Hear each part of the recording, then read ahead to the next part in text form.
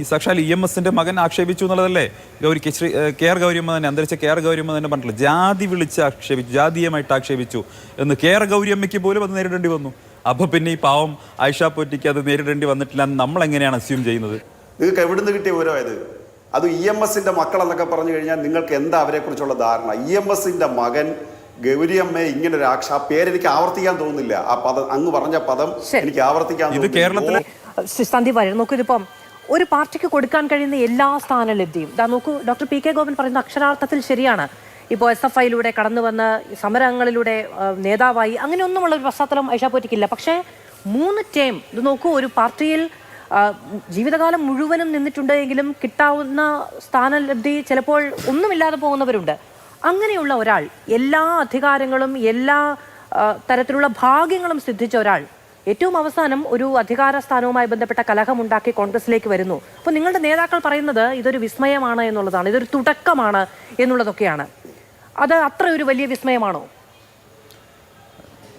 ആയിഷ പോറ്റിയെ സംബന്ധിച്ചോളം ഞാൻ മനസ്സിലാക്കുന്നത്, ഈ കൊട്ടാരക്കര നിയോജകമണ്ഡലം ഒരു കാലത്ത് ശ്രീ ബാലകൃഷ്ണ പിള്ളയുടെ ബാലകൃഷ്ണപിള്ള കുത്തക സീറ്റായിരുന്നു.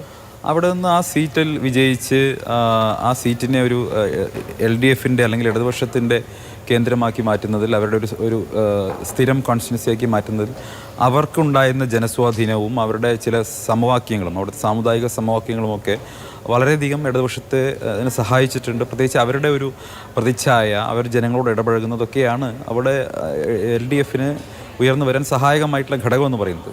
അതോടൊപ്പം അവരുടെ ഒരു പ്രവർത്തന ശൈലിയെയും പാരമ്പര്യത്തെയും ഒന്നും CPMനുള്ളിൽ അംഗീകരിച്ചിട്ടില്ല എന്നുള്ളതാണ് അവർ പറയുന്നത്. അവർക്ക് ഒരുപാട് വിഷമങ്ങൾ ഉണ്ടായിട്ടുണ്ടെന്നും ദീർഘകാലമായിട്ടുള്ള പ്രയാസമാണെന്നും അവർ പല ഘട്ടങ്ങളിലും ഇക്കാര്യങ്ങളൊക്കെ തുറന്നു പറഞ്ഞിട്ടുണ്ടല്ലോ. എന്തായാലും അതെല്ലാം അവർ തന്നെ വ്യക്തമാക്കേണ്ട കാര്യങ്ങളാണ്. അവർ ഇന്ന് എനിക്ക് തോന്നുന്നത് പൂർണ്ണമായിട്ട് മനസ്സ് തുറന്നിട്ടില്ല. വളരെ കുറച്ച് മാത്രമാണ് മാധ്യമങ്ങളുമായി ഇക്കാര്യങ്ങൾ അവർ പറഞ്ഞിട്ടുള്ളത്, പുറത്ത് പറഞ്ഞിട്ടത്. അപ്പോൾ ഒരുപക്ഷെ അവർ വളരെ വാചാലമായിട്ട് ഇക്കാര്യങ്ങളെക്കുറിച്ച് തുറന്നു പറയുന്ന ഒരു ദിവസം അത് വൈകാതെ ഉണ്ടാകുമെന്നാണ് ഞാൻ പ്രതീക്ഷിക്കുന്നത്. ഇതിന് മുൻപ് ചില പ്രതികരണങ്ങൾ ഉണ്ടായിട്ടുണ്ട്. എനിക്കൊരു വെറും പാർട്ടി മെമ്പറായി മാത്രം പാർട്ടി ചടങ്ങുകളിൽ പങ്കെടുക്കാൻ കഴിയില്ല, എന്നെ അവഗണിക്കുന്നുണ്ട്, എനിക്ക് ഏരിയ കമ്മിറ്റിയിൽ നിന്ന് പോലും മാറ്റുന്ന സാഹചര്യം ഉണ്ടായിട്ടുണ്ട്, എനിക്ക് പരിഗണന കിട്ടുന്നില്ല, അറിയിക്കുന്നില്ല തുടങ്ങിയ ഒരുപാട് പരാതികൾ പറഞ്ഞിട്ടുണ്ട്. ഇപ്പോൾ പോലും പറയുന്നത് ഒരു വാഹനവുമായി ബന്ധപ്പെട്ട ഒരു പരാതി. നോക്കൂ എത്ര ബാലിശമാണ്. ആയിഷ പോറ്റിക്ക് ചുറ്റും നോക്കിയാൽ കാണാൻ കഴിയുന്ന ഒരുപാട് പ്രവർത്തകരുണ്ടായിരിക്കും.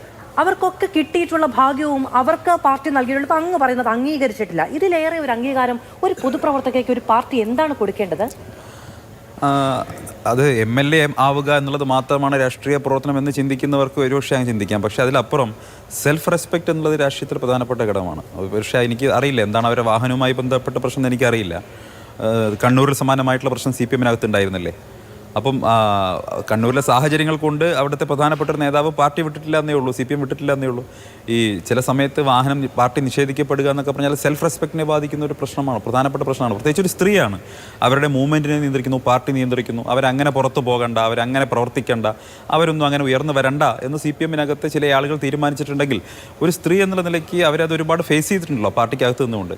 അവർ പുറത്തു വരാൻ തയ്യാറായിട്ടുണ്ടെങ്കിൽ അത് ഇത്തരത്തിലുള്ള രാഷ്ട്രീയ പാർട്ടികളിൽ നിന്ന് ഈ സെൽഫ് റെസ്പെക്റ്റിനെ ഒട്ടും മര്യാദ കൊടുക്കാത്ത, അല്ലെങ്കിൽ ഒട്ടും മാനിക്കാത്ത, പാർട്ടിയുടെ അച്ചടക്കമാണ് എന്തോ വലിയ സംഭവം എന്ന് കരുതുന്ന അത്തരം സ്ഥലങ്ങളിൽ നിന്ന് ഇറങ്ങിപ്പോരുന്നവരെ ഞാൻ അഭിനന്ദിക്കും. തീർച്ചയായിട്ടും അത്തരം കാര്യങ്ങൾ ഇറങ്ങിപ്പോരാണ് വേണ്ടത്. സെൽഫ് റെസ്പെക്റ്റ് ഏറ്റവും പ്രധാനപ്പെട്ട ഘടകമാണ്. ഞാൻ അതിനെ അഭിനന്ദിക്കുകയാണ്. അല്ല, ഞാൻ ചോദിക്കട്ടെ, ഇപ്പം ശരിയാണ്, അങ്ങ് പറഞ്ഞത് ശരിയാണ്, അങ്ങ് അതിനെ അനുകൂലിക്കുകയും ചെയ്യുന്നു, അതവിടെ നിൽക്കട്ടെ, ഞാൻ അതിലേക്ക് പോകുന്നില്ല.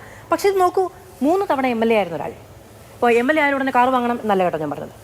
3 തവണ MLA ആയിരുന്ന ഒരാൾ, അതിലേറെ പാർട്ടി അംഗീകരിക്കുന്നില്ല, പാർട്ടി റെസ്പെക്ട് ചെയ്യുന്നില്ല എന്ന് പറഞ്ഞാൽ, പാർട്ടി അംഗീകരിക്കാതെ ഒരിക്കലും അവർക്ക് തുടർച്ചയായിട്ടുള്ള ഈ പറയുന്ന ജനാധിപത്യത്തിൽ ഇടപെടാനും വിജയിക്കാനുമുള്ള സാഹചര്യം ഉണ്ടാകുന്നില്ല.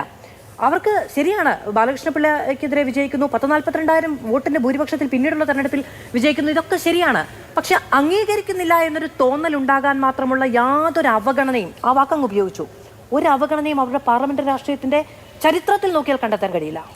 അത് മാധു, സത്യത്തിൽ CPMനെ പോലെയുള്ള പാർട്ടികൾക്ക് അകത്ത് നടക്കുന്ന ഇന്നർ പാർട്ടി പൊളിറ്റിക്സ് സംബന്ധിച്ച് അത്ര കൃത്യമായ വിവരങ്ങളൊന്നും പൊതുസമൂഹത്തിന് മുന്നിലേക്ക് വരാറില്ല. മാധ്യമങ്ങൾക്ക് വളരെ കുറച്ച് കാര്യങ്ങൾ മാത്രമാണ് പുറത്തു വരും. പൊതുവെ ഒരു കമ്മിറ്റിക്ക് അകത്ത് വെച്ച് അപമാനിക്കപ്പെട്ടാൽ, അവഹേളിതയായി കഴിഞ്ഞാൽ, ഇപ്പോൾ KR ഗൗരിയമ്മ അവഹേളിക്കപ്പെട്ടത് എത്ര കാലത്തിന് ശേഷമാണ് അവരിൽ നിന്ന് നമ്മൾ മനസ്സിലാക്കിയത്? KR ഗൗരിയമ്മയെ CPMലെ പാർട്ടി കമ്മിറ്റിക്ക് അകത്ത് വെച്ച് ചോത്തി ഗൗരി എന്ന് വിളിച്ച് ആക്ഷേപിച്ചത് ആരാണെന്നാണ് ആക്ഷേപമുള്ളത്? ഈ സാക്ഷാൽ EMSന്റെ മകൻ ആക്ഷേപിച്ചു എന്നുള്ളതല്ലേ കെയർ ഗൗരിയമ്മ തന്നെ, അന്തരിച്ച കെയർ ഗൗരിയമ്മ തന്നെ പറഞ്ഞില്ല. ജാതി വിളിച്ച് ആക്ഷേപിച്ചു, ജാതീയമായിട്ട് ആക്ഷേപിച്ചു എന്ന് കെയർ ഗൗരിയമ്മയ്ക്ക് പോലും അത് നേരിടേണ്ടി വന്നു. അപ്പൊ പിന്നെ ഈ പാവം ആയിഷ പോറ്റിക്ക് അത് നേരിടേണ്ടി വന്നിട്ടില്ല എന്ന് നമ്മൾ എങ്ങനെയാണ് അസ്യൂം ചെയ്യുന്നത്?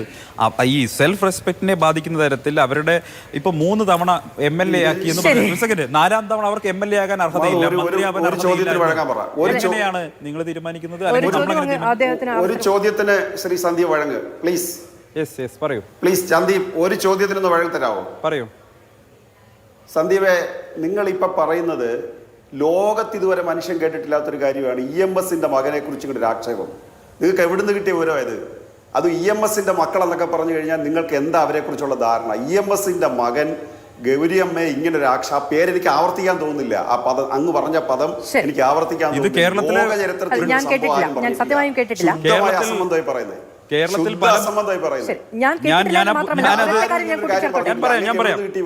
ഞാൻ ഒറ്റ കാര്യം കൂടി ചേർത്തോട്ടെ.